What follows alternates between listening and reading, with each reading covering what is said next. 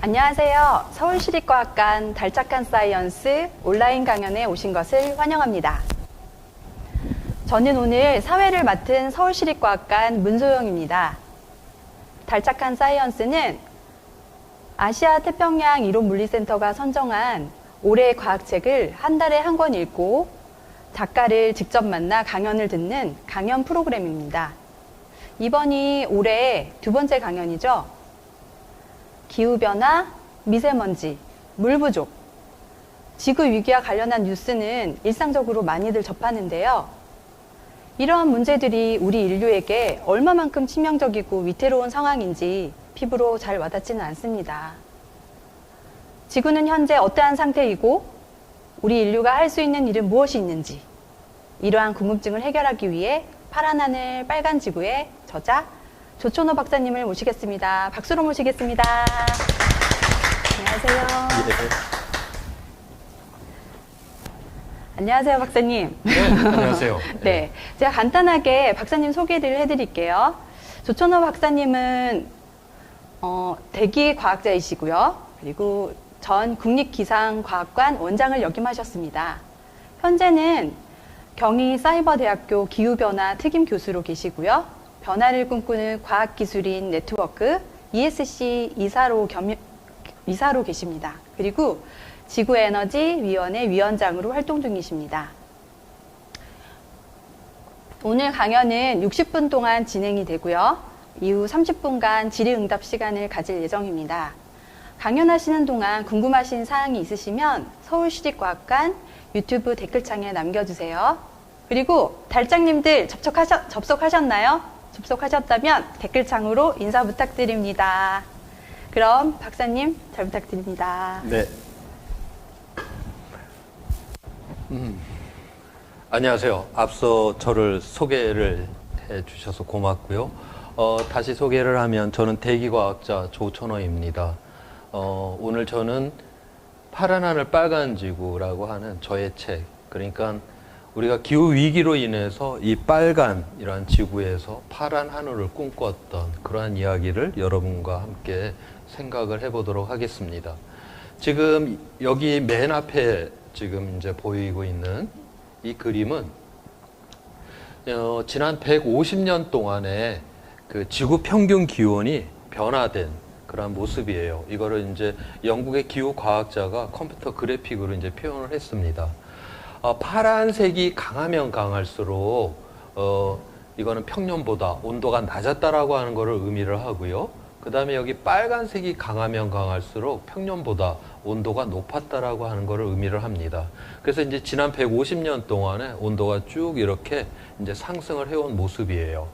그 다음에 이제 다음 그림을 이제 보게 되면 이 그림을 그대로 영국의 그 시사 경제지죠. 이코노미스트라고 하는 경제지에서 작년 9월 달에 그 표지로다가 이 그림을 사용을 하게 됩니다. 결국 여기서 이 이코노미스트지에서 그러니까 이 기후와 관련된 이제 이슈를 갖다가 다루는 특집호를 그렇게 냈었는데, 그래서 이러한 그림이 이제는 과학적 사실일 뿐만이 아니라 우리가 정치, 경제, 사회적으로다가도 굉장히 의미가 있는 그림이다. 그렇게 표현을 할 수가 있습니다. 그래서 오늘 제가 이야기를 하고자 하는 파란 하늘 빨간 지구에서 우리가 기후 위기로 인한 이러한 여러 가지 우리 사회의 변화까지 한번 생각을 해보도록 하겠습니다. 파란 하늘 그 빨간 지구는 6개 이제 장으로 이렇게 되어 있어요. 그래서 이제 맨 앞에 기후라고 하는 거를 이제 생명 탄생부터 시작을 해갖고 이제 인류세까지 그렇게 이제 설명을 하고 있습니다. 기후가 생명 탄생에서 시작을 해서 우리가 문명을 만드는 그러한 이야기들이고요. 여기서 인류세라고 하는 거는 최근 들어와서 우리가 인류가 그 2차 대전 후에 엄청난 그런 발전을 했죠. 그러면서 온 지구상에다가 그 우리의 흔적을 그렇게 이제 남기게 되었는데, 그래서 이제 모든 곳에 인간의 흔적이 인간의 그러한 모든 곳에 인간이 이제 담겨져 있고, 그래서 모든 것을 갖다 영향을 미치게 되었죠, 인간이. 그런데 문제는 그렇게 영향을 미칠 수가 있지만 이거를 갖다 통제를 지금 못하는 그런 상황에 있습니다. 그래서 우리가 그거를 인류세라고 그렇게 부르고 있고요. 그 다음에 이제 두 번째 장이 변화인데, 우리가 앞으로 미래를 갖다가 보게 될 때 반드시 기후 변화라는 거를 반드시 고려를 해야지만이 우리가 이제 앞날을 생각할 수 있다라고 하는 측면에서 이야기를 하고 있고, 세 번째, 이런 기후로 인해서 어떤 위기가 우리한테 찾아오는가. 그런데 찾아올 때 이게 우리한테 점차 이렇게 찾아오는 게 아니라 느닷없이 갑자기 찾아온다라고 하는 이야기를 여기서 해주고 있습니다.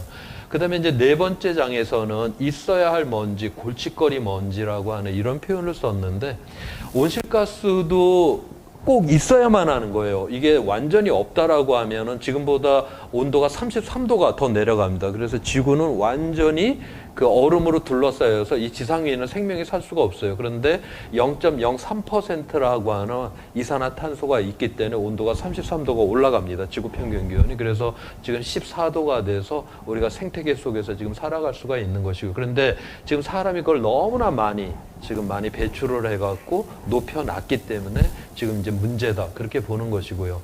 먼지 역시도 마찬가지예요. 이것도 없으면 큰일이랍니다. 일단 구름이 만들어지지가 않아요. 구름이 만들어지지가 않으면 뭐 비가 잘 안 오고, 그 다음에 여름철에 습도가 뭐 100%를 넘게 되겠죠. 사람이 견딜 수가 없게 됩니다. 그래서 우리가 먼지가 있어야지만이 아무튼 생존할 수 있다. 특히 또 황사 같은 경우는 그 알칼리 성분들을 갖고 있어요. 그래서 이제 이 아시아 지역에 이 황사가 뿌려지게 되게 되면 생태학적으로 상당히 많은 도움을 줍니다. 근데 오늘날 이제 인간이 배출하는 이런 미세먼지들이 굉장히 이제 골칫거리고 우리의 건강을 해치고 있다라고 하는 이야기죠.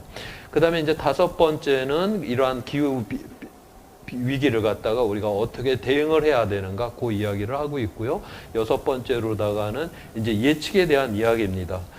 제가 국립기상과학원에서 한 절반 정도는 이러한 예측 시스템을 개발하는 데 보냈어요. 그것도 또 이제 어떤 면에서 어린 시절에 이제 그런 대부분 이 예측 시스템을 개발하는 데 이제 보냈고, 그래서 요 여섯 번째 장은 어떤 면에서 제가 그 경험을 하면서 그 느꼈던 이러한 세계를 갖다가 좀 정리를 해서 그렇게 적어놓은 그러한 글이기도 합니다.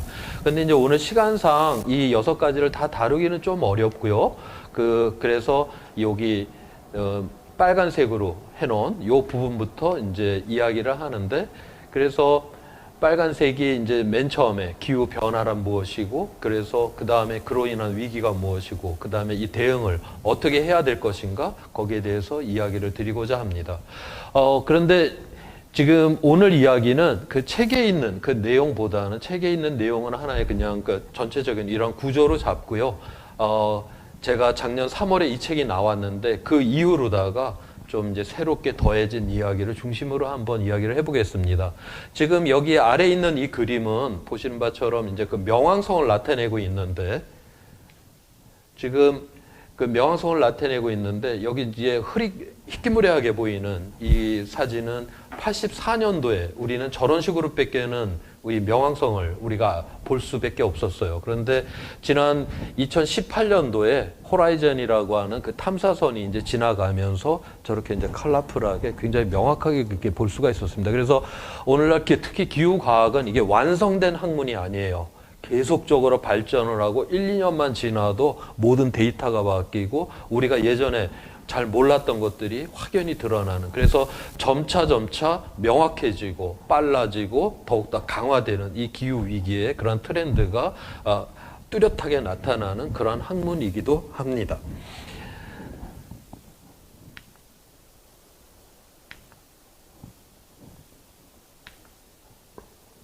그래서 오늘 이제 이야기를 하게 될 때 이제 맨 처음에 기후 변화에 대한 이야기입니다. 우리 호모사피엔스, 그러니까 우리의 조상, 현생 인류가 이제 지구상에 이제 등장한 거를 한 이제 10만 년 전으로 그렇게 보고 있죠. 그런데 그 대부분의 시간을 갖다가 호모사피엔스가 10만 년이 아니라 호모사피엔스가 지구상에 등장한 게 한 20만 년 전인데 그 중에서 95%인 19만 년을 구석기 시대를 보냅니다. 우리가 이제 신석기가 되고 그 다음에 이제 문명을 만들고 한 건 고작 10,000년밖에 되지를 않아요. 그러면 그 대부분은 왜 구석기 시대를 이렇게 보낼 수밖에 없었는가 하는 거를 갖다가 과학적으로다가 이제 설명을 해주는 그런 그림입니다. 지금 여기가 이제 10만 년 전이고요. 여기가 이제 현재이고 그린란드에 있는 그 빙하에서 이제 나온 그런 이제 기원입니다. 그린란드는 이제 대륙으로 되어 있고 그 위에 쌓여 있는 그 이제 빙하는 바닷물이 얼어서 된 빙하가 아니라 눈이 내려갖고 얼어서 된 그런 빙하예요. 그러다 보니까 그 사이사이에 공기방울들이 박혀 있는데 가장 아래쪽에는 10만 년 전에 그런 공기방울이 박혀 있습니다. 그래서 우리가 10만 년을 이렇게 이제 과거의 기후를 다 재현을 해낼 수가 있어요. 그래서 이 10만 년 동안을 보게 되면 이 빙하기 기간 동안에는 굉장히 이 기후의 변동의 폭이 크다라고 하는 거를 볼 수가 있습니다. 즉, 이제 재해성의 날씨가 이제 한 지금보다 계산을 해보면 한 10배 정도 많았다. 그렇게 이제 계산이 나오게 되는데 우리나라에서 가장 대표적인 그런 재해성의 날씨가 이제 태풍인데요. 그 태풍이 하나 정도 우리나라를 이제 쓸고 지나가면 뭐 벼세우기를 하고 해서 겨우겨우 그에 한번 추수를 할 수가 있어요. 그런데 만약 이러한 태풍이 10번을 쓸고 지나간다 그러면 농업이 불가능하겠죠. 그래서 지금보다 재해성의 날씨가 10배 많다라고 하는 거는 농업이 불가능하다라고 하는 거를 의미를 하는 것입니다. 그래서 이 빙하기 기간 동안에는 우리가 이제 그 수렵과 채취를 하는 구석기 시대를 보내다가 2만 년 전부터 천문학적인 조건이 변하면서 이제 기온이 이렇게 상승을 합니다. 그래서 천문학적인 조건이 변해서 햇빛이 점차 이제 강화되면서 이제 기온이 쭉 올라갔다가 12,000년쯤이 딱 되니까 기온이 굉장히 이제 안정적인 이러한 상태가 되죠. 저렇게 이제 굉장히 안정적인 상태가 되었을 때 바로 우리가 인류가 이제 계절에 따른 식량 생산 과정을 전망을 할 수 있고 그 다음에 이제 기상재해로 인한 피해도 없을 거다라고 하는 그런 믿음이 생기자 이제 농업을 하기 시작을 했고 농업을 하기 시작을 했으니까 사람들이 정착을 했고 또 모이기 시작했고 바로 저기서 우리가 이제 문명이 탄생을 하게 된 것입니다. 그래서 요 12,000년 전 요때를 갖다가 우리가 요 이전을 갖다가 우리가 구석기이고요. 12,000년 전 이후를 갖다가 우리가 지질학에서는 홀로세라고 그렇게 부릅니다. 홀로세라고 하는 건 완전히 새로운 시대라고 하는 그런 뜻을 갖고 있고 바로 인류한테 가장 적합한 시대라고 하는 그런 의미를 갖고 있습니다. 자, 그런데 지금 이렇게 보면 지난 12,000년 동안에 굉장히 안정적인 기후처럼 이렇게 보이기는 하지만 저 안에서도 기후가 계속 이렇게 변동이 일어났어요. 그래서 이제 저 변동에 따라 갖고서 저 안정된 상황에서의 그러한 기후 변동에 따라서도 이 인류 문명이 어떻게 변화가 일어났는지를 한번 살펴보도록 하겠습니다. 여기서 이제 그 위에 있는 이 그림은 지금 이제 그 전 세계의 인구를 나타내고 있는 그 그림이고요. 서기 200년에서 서기 1700년까지를 보여주고 있습니다. 아래쪽은 그 북반구의 기온인데 서기 1년에서 이제 최근까지의 기온을 나타내고 있고요. 수백 년 단위로다가 이렇게 또 기후가 구분이 돼요. 그래서 기원전 400년부터 해서 기원 후 200년까지 요때를 이제 로마 온난기라고 부르는데 다시 말해서 이때를 기후 최적기라고 하기도 합니다. 우리가 기후가 최적이다라고 하는 건 어떤 의미를 갖냐면 우리가 식량 생산량이 굉장히 좋았던 그런 시절이라고 하는 걸 의미를 해요. 그래서 요 기원전 400년에서 우리가 기원 후 200년 요 사이 때까지 보면 동양에서는 한나라가 그다음에 서양에서는 로마가 제국을 이제 만들죠. 그러면서 이제 인구도 이렇게 이제 팽창이 되는 그런 상황이 됩니다. 그래서 AD 200년 정도가 이렇게 되게 되면 전 세계 인구가 2억 5천만 명 정도까지 이렇게 이제 증가를 하게 돼요. 그 다음에 바로 한랭 건조기라고 하는 게 들어옵니다. 이 한랭 건조기에서는 이제 이 식량 생산 과정이 뚝 떨어져 버렸죠. 인구는 이렇게 확 늘어났는데 식량 생산이 뚝 떨어지니까 대부분의 사람들이 영양 실조에 걸리고 면역성이 떨어지고 바로 이때 감염병이 이제 이렇게 돌기 시작을 해요. 우리가 이제 그 감염병이라고 하면 대부분 다 그 이제 문명 을 우리가 만드는 과정에서 우리가 이제 곡물만 농업을 통해서 곡물만 우리가 이제 선택을 한 게 아니라 짐승을 가축화를 했죠. 그래서 대부분의 이러한 전염병들이 이 짐승으로부터 오게 됩니다. 그래서 이제 말, 소, 돼지 뭐 이런 거로부터 우리한테 이제 감염병이 전달이 되죠. 그래서 이 당시에 뭐 천연두라든가 홍역이라든가 이러한 이제 감염병들이 이때 이제 이렇게 돌기 시작을 해서 엄청나게 많은 사람들이 죽습니다. 만약에 제국을 만들지를 않았다라고 하면 여기저기 그냥 띄엄띄엄 몇 명씩만 그렇게 살았겠죠. 그러면은 이런 감염병이 또 번진다 해도 그 지역만 이제 감염병이 돌다가 끝났을 텐데 로마도 그렇고 한나라도 그렇고 이런 나라들은 제국이에요. 그래서 도시에는 수십만 명의 사람들이 이제 몰려 살기 시작을 했습니다. 그러니까 굉장히 인구 밀도가 굉장히 높았고요. 그 다음에 이 당시에는 실크로드라고 하는 걸 통해서 그 로마와 한나라가 서로 연결도 됐어요. 그래서 유라시아 대륙 전체가 이러한 감염병으로다가 인구 자체가 이렇게 크게 감소를 하는 이러한 형태가 되었습니다. 그러다가 서기 800년에서 이제 1300년까지를 갖다가 또 중세 온난기라고 그렇게 불러요. 이때 또 식량 생산량이 굉장히 좋아졌습니다. 그래서 서기 800년에 2억이었던 인구가 1300년이 되니까 4억 명, 2배로 늘어나 버린 거예요. 이렇게 늘어났는데 바로 1300년에 소빙하기라고 하는 게 이제 들어오게 됩니다. 소빙하기라고 하는 것이 뭐 굉장히 이제 유명한 그런 사건이고 우리가 다 알고 있는 건데, 소빙하기 때 그럼 온도가 지금보다 어느 정도 떨어졌냐? 한 0.5도가 떨어진 거예요. 그 0.5도를 갖고서도 식량 생산량이 엄청나게 줄어버렸습니다. 그러니까 또 많은 사람들이 또 굶주리고 또 영양실조에 걸리고 또 면역성이 떨어진 이 상황에서 이제 요 당시에 흑사병이 이제 돌기 시작을 한 것이죠. 그래서 이제 유럽에서 2,500만 명, 그 당시에 유럽 인구의 한 3분의 1이 이제 죽어나갔고요. 그보다 많은 사람들이 또한 중국에서 흑사병으로 또 죽었습니다.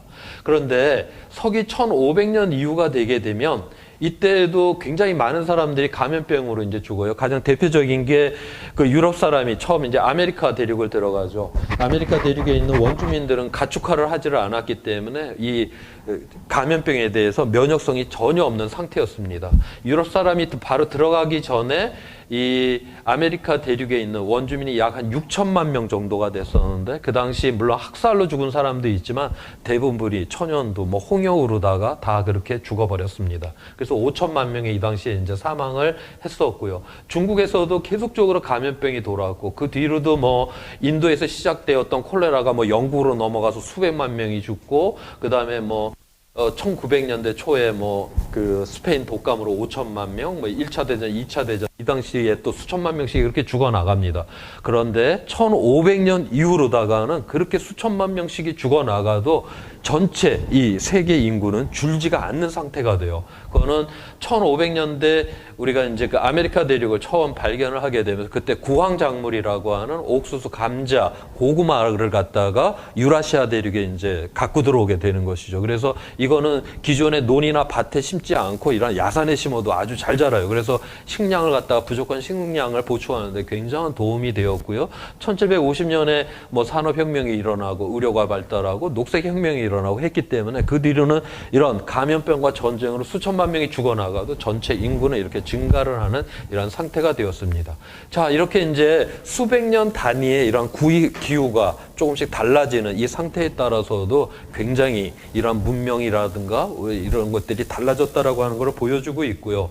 여기에서 이 수백 년 단위뿐만이 아니라 또 한 50년에서 한 100년 단위로 변하는 그런 기후에 따라서도 또 이런 사회 구조들이 또 변합니다. 그에 대한 이야기를 해보도록 하겠습니다. 그거는 이제 중국의 이제 그 인구하고 이 위쪽에 중국의 인구이고요. 아래쪽에는 중국의 이런 강수량입니다. 여기서 중국의 이 강수량은 우리가 뭐 추기 같은 거로 잰 강수량은 아니고요. 석회동굴 안에 들어가게 되면 거기에 이제 지하수 물이 뚝뚝뚝뚝 떨어지죠. 그래서 지하수가 이제 많이, 뭐 홍수가 나서 지하수가 먼저 많이 떨어지면 석순이나 종유석이 이제 잘 자랄 거고, 가뭄이 들면 조금밖에 안 자라거든요. 그래서 우리가 그걸 갖고 종유석, 석순을 갖고서 과거 수천 년 동안에 강수량을 갖다 재현을 합니다. 그래서 정확한 강수량은 아니지만 홍수가 났는지 아니면 가뭄이 들었는지는 우리가 알아낼 수가 있어요. 자, 그래서 지금 여기서 이제 그림에서 보듯이 지금 이제 당나라가 제국을 이제 만들어 가던 시절에 보면 인구가 쫙 이렇게 증가를 합니다. 그러다가 막판이 됐었을 때, 당나라 말년이 됐을 때 보니까 여기 가뭄이 이렇게 거의 한 100년 동안 들어오게 돼요. 그때 이제 가뭄이 들어왔으니까 이제 다 배가 고프고 흉년이 들고 해갖고 결국 그렇게 되면 농민 반란이 일어나고 또 그렇게 되면 나라가 멸망을 하고 그렇게 해서 다음 이제 송나라가 들어섭니다.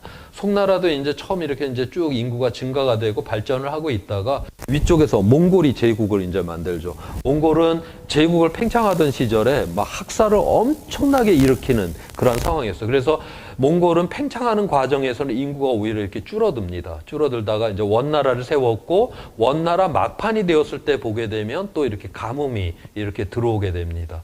또 원나라가 멸망을 하고 명나라가 들어섰고 명나라가 제국을 팽창하던 시절에 인구가 증가를 했고 명나라가 멸망하던 그 마지막이 되면 또 여기 또 가뭄이 들어와서 그 다음에 이제 청나라가 들어서고 그래서 중국의 왕조의 역사를 보게 되면 그 막판이 되면 다 가뭄이 다 들어와요. 그 다음에 너무나 배가 고프니까 사람들이 농민 반란이 일어나고 그 다음에 50년, 100년 동안에는 뭔가 뭐 시원찮은 왕이 하나 등장을 하죠. 그러면은 이러한 반란을 제어를 못하는 상황에서 그런 왕조가 무너지는. 그래서 우리가 이런 기후 변화라고 하는 것이 단순하게 뭐 뜨거운 더운 날씨가 많아진다 이러한 측면이 아니라 사회적 불안정하고도 연관이 돼 있다라고 하는 것을 바로 여기서 이야기를 해주고 있는 것입니다.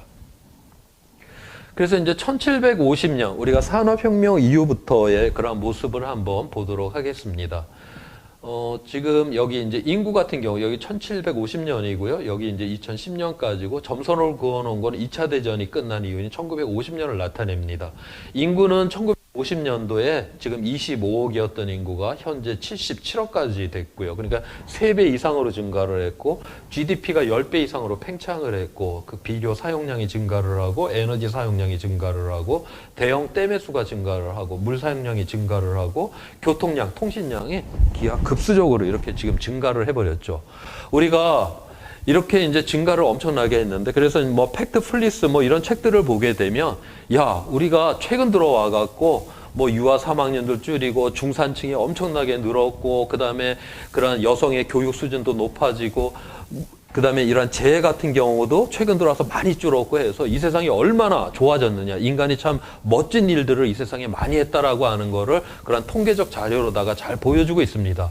자 그런데 그 모든 자료들이 그런 어떤 우리가 지금까지 이런 놀라운 팽창을 했던 이 기하급수적인 성장을 했던 이게 순전히 우리의 두뇌하고 우리의 근육의 힘만으로 했다라고 하면 정말 대단한 일이죠. 그런데 문제는 우리가 값싸게 지구로부터 자원과 에너지를 착취적으로 갖다 쓰고 그 다음에 그로 인해서 나오게 된 온갖 폐기물, 오염가스, 뭐 미세먼지, 뭐 온실가스를 갖다 지구에 싸게 갖다 버렸기 때문에 이렇게 엄청나게 또 발전을 한 거예요. 그래서 그러다 보니까 이제 지구도 바뀔 수밖에 없는 그러한 상황이 되었습니다. 그래서 이제 지구도 이제 변화가 이제 일어나는 거예요. 온실가스인 이산화탄소가 증가를 하고 성층권 오존층이 파괴가 되고 지상 기온이 올라가고 해양이 산소가 되고 최근 들어와서는 이런 이제 그 새우 양식장이 이렇게 확 증가를 하는데 여기서 새우 양식장의 증가를 보여주는 이유는 우리가 이제 새우가 어디서 오느냐면은 주로 아열대라든가 이제 열대 지방에 그 망글로 숲이 이제 그 연안에 있는데 거기를 다 베어내고 거기다가 새우 양식장을 만드는 거예요. 그러니까 이런 새우 양식장이 이게 증가를 했다라고 하는 거는 우리가 열대나 아열대 지방의 해안 생태계가 이만큼 파괴가 되었다라고 하는 걸 의미를 하는 것입니다. 연안에 이제 질소해양이 이렇게 증가를 했고, 그 다음에 경작지 면적이 증가를 했고, 생물 다양성이 이런 식으로 이제 파괴가 되고 있어요. 근데 경작지 면적은 1950년 이후로다가 한 10% 정도밖에 늘지가 않았어요. 그런데 앞서 인구는 1950년에서 최근까지 해서 3배 이상이 지금 되었다라고 지금 그렇게 이야기를 했잖아요.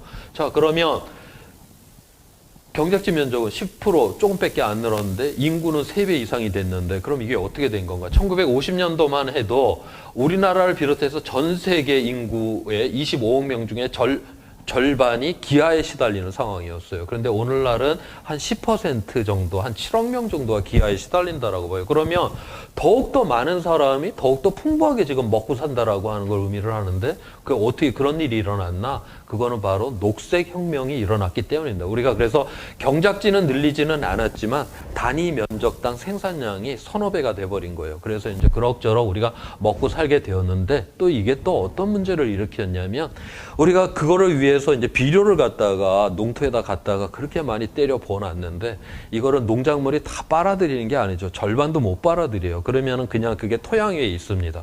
비가 와서 녹아서 이게 하천으로 들어가고 강으로 들어가고 그 다음에 우리 연안까지 이제 들어오게 되는 것이죠. 그래서 우리의 이 대형 농업을 하는, 전 세계 대형 농업을 하는 모든 지역에는 물 생태계가 질소가 다 과잉이 되는 상황이에요. 질소가 과잉이 되어 있기 때문에 기후 조건만 딱 맞아 버리면 강에는 녹조, 바다에는 적조가 생기는 이유가 바로 이런 질소의 과잉 때문에 그래 이런 일들이 이제 일어나는 것입니다.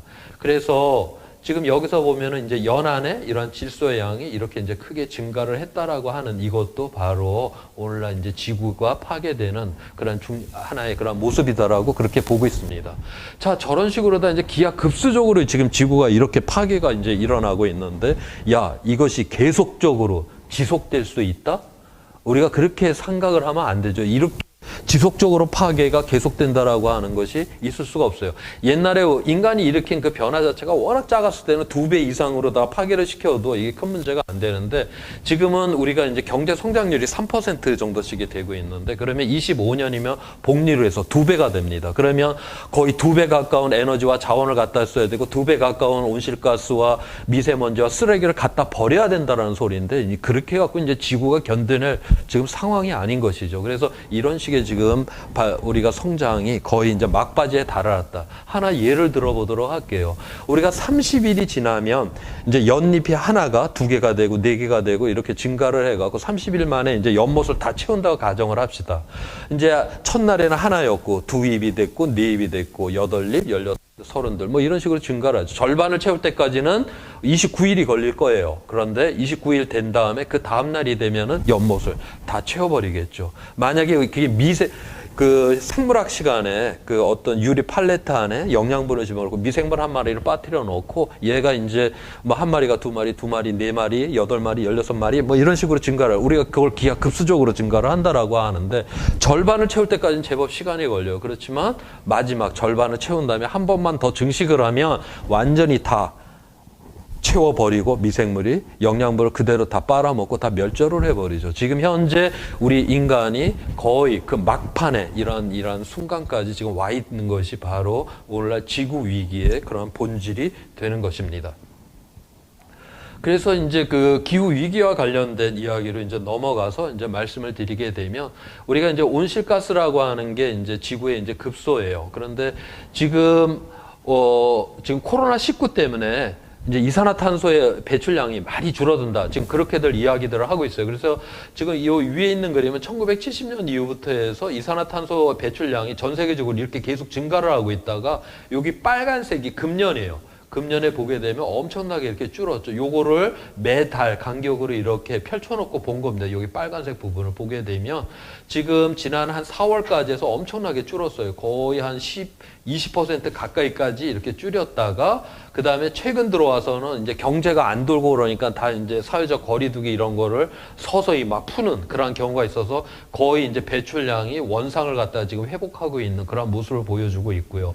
지금 그러면 그렇다 해도 굉장히 여기 지금 많이 줄었어요. 우리 상반기에 전체 평균적으로 보게 되면 한 10% 정도까지를 이렇게 줄여놨습니다. 그러면 이게 뭐 지금 기후 위기 대응에 도움이 됐을까? 이제 그게 아니다라고 하는 그림을 요 아래쪽의 그림에서 보여주고 있습니다. 요 아래쪽은 그 이산화탄소 이제 농도의 이제 변화를 나타내고 있는데요. 여름철에는 이제 그 식물들이 이제 광합성을 하면서 이산화탄소를 흡수를 하니까 농도가 뚝 떨어졌다, 겨울에 올라갔다, 뚝 떨어졌다 하는 이제 계절 변동을 합니다. 이 계절 변동성을 다 지우면 여기 이제 까만색으로 이제 농도가 이렇게 지금 증가되는 모습을 나타내고 있고요. 2020년 이후에 요 매달 이제 이산화탄소 농도인데 계속적으로 지금 증가를 하고 있죠. 이산화탄소는 한번 배출이 되고 나면 얘는 수백 년 동안 공기 중에 그대로 남아있게 돼요. 그러니까 계속 얘는 누적이 되는 거예요. 그러니까 우리가 그 막힌 욕조에 지금 이제 물을 틀어놓고 물이 계속 지금 올라오는 상황이에요. 그런데 금년 초에 상반기에 우리가 한 10% 줄였다라고 하면 우리가 물을 갖다 10% 정도 줄였다. 그렇다 해도 물은 계속 욕조물은 계속 올라올 수밖에 없겠죠. 그래서 지금 현재 농도는 계속적으로 다 지금 증가를 하는 이런 상황에 있다. 그래서 이 10% 이렇게 줄인 것 갖고서는 지금 기후위기 대응하기에는 택도 안 되는 상황이다. 그렇게 지금 봐야 되는 것입니다. 그래서 지금까지 인류가 지금 이제 그 공기 중에다가 늘려놓은 산업혁명 이후에 늘려놓은 이산화탄소의 양이 0.01%예요. 0.01%가 어느 정도의 열을 잡아내냐면 얘가 1초에 히로시마 원자폭탄이 5개가 터지는 에너지를 잡습니다. 그러면 하루에 한 40만 개 정도 터지는 에너지를 갖다 얘가 잡는다라고 하는 것이고요. 엄청나게 많은 양을 잡죠. 그래서 우리가 이게 급소다라고 표현을 하는 이유는 굉장히 작은 양이 지구에 엄청난 영향을 미치는 그런 힘을 갖고 있기 때문에 그렇습니다. 그래서 우리가 우리 몸에 어떤 엉덩이 같은 데를 세게 얻어맞는다. 그럼 멍이 들었다 풀리겠죠. 만약 멍들 정도를 갖다가 이런 급소를 맞게 되게 되면 우리는 즉사를 합니다. 급소이기 때문에. 그래서 이제 지구라고 하는 게 이런 급소를 갖고 있다. 그것이 바로 온실가스인데 오늘 우리 인간이 그 급소를 계속적으로 지금 세게 때리고 있어서 결국 우리의 삶이 이제 무너지는 이런 상황에까지 이르게 되었다라고 하는 것입니다. 그래서 지금까지 한 1998년 이후부터 이제 따져보게 되면 그 0.01% 정도 인류가 증가시켜 놓은 온실가스로 인해 갖고 약 29억 개 정도의 히로시마 원자폭탄이 터진 에너지를 갖다가 잡았어요. 그러면 뭔가 이 세상에 이제 일이 일어나야 될 텐데 실제로 그러한 일들이 일어나지는 않았습니다. 그 이유는 93%나 되는 그 열을 해양에서 빨아들인 거예요. 그 다음에 일부는 토양을 따뜻하게 하는 데 쓰고 일부는 그 빙하를 녹이는 데 쓰고 공기 중에는 단 2%만이 지금 이제 남아서 그걸 갖고 뭐 폭염이 일어났고 뭐 호주 같은 데서 무슨 뭐 산불이 일어나고 한다라고 하는 것입니다. 그러면 앞으로도 계속해서 이 바다가 열을 갖다 흡수를 해주면 될 거 아니야? 그런데 바다도 지금 계속 뜨끈뜨끈하게 그렇게 이제 변화가 일어나고 있어요. 그러면 이렇게 변화가 일어나면 이제는 이건 걷잡을 수 없는 그러한 상황으로 이제 들어가는 결코 인류한테 훨씬 더 안 좋은 방향으로 그렇게 가게 된다라고 하는 거를 의미를 하게 됩니다. 그래서 이제 이러한 기후 변화로 인한 위험이 어떤 것인가를 이제 한번 살펴보는데 이거 다시 또 42만 년 전으로 돌아갔어요. 42만 년 전에서 이제 현재까지의 그런 이제 기후가 변화되는 모습입니다. 자, 40만 년 전부터 해갖고 요 10만 년 동안 기온이 쭉 이렇게 내려가. 이게 빙하기예요. 그렇다가 10,000년 동안 기온이 쭉 올라갔다가 간빙기 갔다가 빙기 갔다, 간빙기 갔다, 빙기 갔다. 아주 규칙적으로다가 기온이 이렇게 움직입니다. 이때는 순전히 우리가 천문학적인 조건들이 변하면서 이런 기온의 변화가 일어났고요. 그에 따라서 이산화탄소 농도도 쭉 내려갔다가 높아졌다, 내려갔다, 높아졌다 하는 것이고요. 또 해수면도 빙하기 때가 되게 되면 이제 바닷물이 이제 얼어붙어 버리기 때문에 해수면이 쭉 내려가요. 그래서 한 120m 아래까지 쭉 내려가게 됩니다. 우리나라에서 지금 이제 제주도에 한 3, 4만 년 전에 이제 사람이 살았던 그 유물들이 제주도에서 나와요. 3, 4만 년 전이면은 그때가 이제 빙하기였었는데 그때는 우리 서해, 남해가 120m 다 아래쪽으로 이제 해수면이 내려갔으면 다 육지였죠. 그래서 3, 4만 년 전에 제주도에서 나오는 그런 이제 유물들을 남겼던 그러한 우리의 조상들은 배를 타고 제주도로 간 게 아니라 걸어서 제주도를 갔다라고 하는 걸 여기서 이야기를 해주고 있고요. 지금 현재 우리가 이제 물이 다시 간빙기로 해서 120m가 다시 이제 올라와 있는 상황이고 여기에서 이제 그린란드에 있는 빙하가 지금 있는 빙하가 싹 다 녹게 되면 물이 한 7m 정도 더 올라올 가능성이 있고요. 그 다음에 남극에 있는 빙하가 싹 다 녹게 되면 한 10m 정도 물이 더 올라올 수 있게 됩니다. 그래서 지금 현재 해수면이라고 하는 거는 굉장히 높이까지 더 올라올 수 있는 이런 가능성이 있다라고 하는 것이고요. 그 다음에 지난 이제 2만 년 전에 지금 이 이산화탄소 농도가 0.02%였어요. 그러니까 빙하가 가장 발달이 되었을 때 농도가 0.02%였었고요. 그 다음에 요 만년에 이제 걸쳐갖고 그 이제 간빙기가 갔었을 때 다시 0.03%가 됐습니다. 그 다음에 다시 지난 100년 동안에 0.01%가 늘어갔고 지금 현재는 0.04%인 그런 상황이 됐어요. 그래서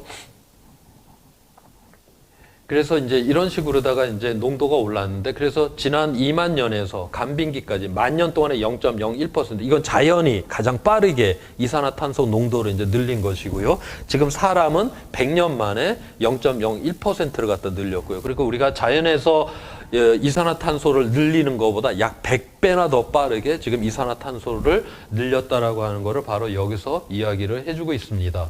그 다음에 이제 기온 같은 경우에도 보게 되면 지금 기온도 지난 이제 2만 년 전에서 이제 12,000년 전까지 해갖고 한 10,000년에 걸쳐갖고 4도가 상승이 되었습니다. 우리가 빙하기 간빙기라고 하는 게 그렇게 지구 평균 온도로 봤을 때 그렇게 큰 온도 차가 아니에요. 굉장히 4도만 돼도 빙하기하고 간빙기를 왔다 갔다 하게 됩니다. 그래서 10,000년에 4도가 변했고 이건 자연에서 굉장히 빠르게 변화된 속도예요. 그런데 우리 사람들은 지난 100년 동안에 1도를 갖다가 지금 상승을 시켜버렸습니다. 그러니까 자연에서 빠르게 변화된 속도보다 약 25배나 지금 빠르게 지금 변화를 일으켰잖아요. 그래서 지금 우리가 평균 온도가 올라가는 것보다도 바로 이러한 변화의 속도가 엄청나게 빠르다. 그러니까 시속 100km로 달리다가 느닷없이 2,500km로 지금 차가 지금 날아간다라는 소리인데 결국 이제 죽음에 이른다라고 하는 그런 의미가 되겠죠.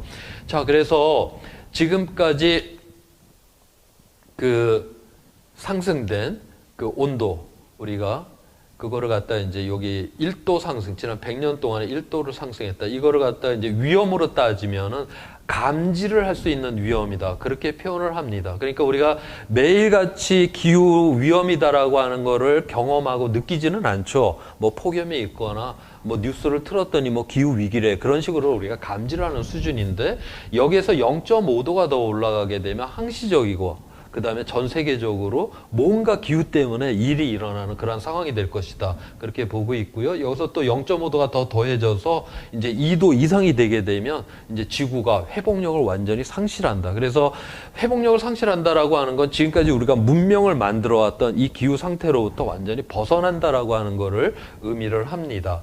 그래서 지금 여기에서 보게 되면 지금 2도가 상승된 이 상태에서 쭉 뒤로 한번 쭉 가보세요. 42만 년 이 뒤로 쭉 가보게 되면 단 한 번도 이 2도 이상으로다가 올라가 본 적이 없죠. 지구 평균 기온에. 그러니까 인류가 지구상에 등장을 한 게 20만 년 전이고 지난 42만 년 동안에, 지금 요 그림에서 42만 년 동안에 단 한 번도 2도 이상에서 우리 인류는 살아본 적이 없어요. 그러니까 우리 인류가 전혀 한 번도 생존해 본 경험이 없는 그러한 기후로 들어가는 바로 그 온도가 지구 평균 기온 2도 상승이 바로 그 온도고, 그 다음에 2015년에 파리기후 협약에서 그 온도 이내로 막자라고 하는 이야기도 바로 이러한 측면에서 이제 나오게 되는 것입니다. 그렇다 해도 우리가 0.5도, 뭐 1도가 더 오르게 되면 이제 파국의 상황으로 이제 들어간다. 그렇게 이제 이야기들은 하지만, 그렇다 해도 좀 우리가 직관적으로 좀 납득은 안 돼요. 뭐 가을철 같은 때 뭐 하루에도 뭐 20도가 변하고, 우리가 추운 지방에 가도 뭐 살만하고, 더운 지방에 놀러 가도 뭐 에어컨 있고 뭐 선풍기 있으면 다 살만한데 이게 0.5도 이런 게 왜 이렇게 위험하지? 계속 우리가 그런 의문을 갖게 되겠죠. 거기에 대한 설명입니다. 자, 여기서 보게 되면 이제 북반구 여름철의 평균 기온이에요. 이거 그것의 이제 발생 빈도를 나타내는 그 그림인데, 북반구에 있는 여러 이제 백엽상에서 관측된 그 자료를 다 모은 겁니다. 평균에서 발생하는 게 가장 빈도수가 많겠죠. 그 다음에 평년보다 온도가 굉장히 높거나 평년보다 온도가 낮거나 하는 경우는 별로 발생이 적겠죠. 그래서 빈도 분포도를 갖다가 이렇게 온도에 대해서 나타내면 이런 종 모양의 이런 분포도가 나옵니다. 자, 이거를 이 옆에 시커멓게 이제 칠해놓고 2005년 이후를 갖다 다시 칼라로다가 이렇게 그려놨어요. 그러고 나서 봤더니 이 중앙값이다라고 하는 게 거의 평균값에 가까운데 80년 이전하고 2005년 이후에 한 0.7도 정도가 상승을 했어요. 이 북반구에서 여름철 평균 기온이 0.7도 정도가 상승을 했고, 그 다음에 이 종의 모양을 이렇게 봤더니 옆으로 좀 이렇게 퍼집니다. 자, 우리가 진자 운동을 이렇게 하고 있는데 옆에서 빵 하고 때리면 이 진폭이 굉장히 이게 이제 커지게 되죠. 그것처럼 우리가 공기 중에다가 이산화탄소를 많이 배출한다. 공기 입장, 대기 입장에서는 계속 충격을 받는 거예요. 그래서 이제 이 변동의 폭이 커져요. 그래서 지금 뭐 지구가 온난화된다라고 하는데 겨울철에 한파도 막 들어올 때가 있잖아요. 그거는 이제 이 기온의 폭이 커지다 보니까 이런 한파도 이런 추운 쪽에서 이제 걸리기 때문에 그런 일들이 일어납니다. 자, 그렇게 해놓고 이제 보니까 지금 80년 이전에 평년보다 3도 이상인 경우가 0.1%가 발생을 했어요. 빈도수로다가. 그 다음에 2005년 이후가 되니까 14.5%가 돼버렸습니다. 자, 3도 이상인 경우는 145배로 늘었다라고 하는 거예요.